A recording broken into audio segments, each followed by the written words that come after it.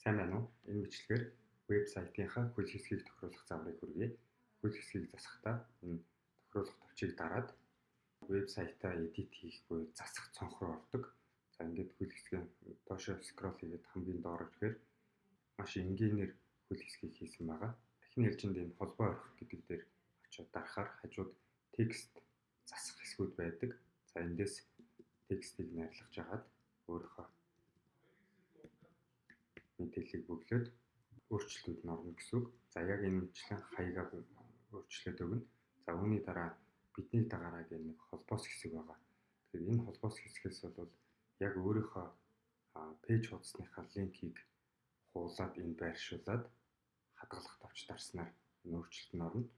Үүнийг бас нээж хааж болдог. Хэрвээ YouTube channel байхгүй гэх юм бол энэ цонхыг дарж өгснөөр хаагддаг байгаа. За үүнийг буцаагаад нээчихье.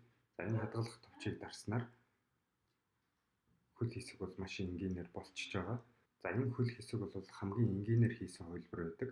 Өөрийн үйл ажиллагааны онцлог тохируулаад илүү дэлгэрэнгүй олон мөртөө хөл хэсгийг тохируулах боломжтой байдаг. За энэ талаар дараагийн бичлэгээр та бүхэн заавар хүргэх болно. Дараагийн бичлэг хүртэл баяр таа.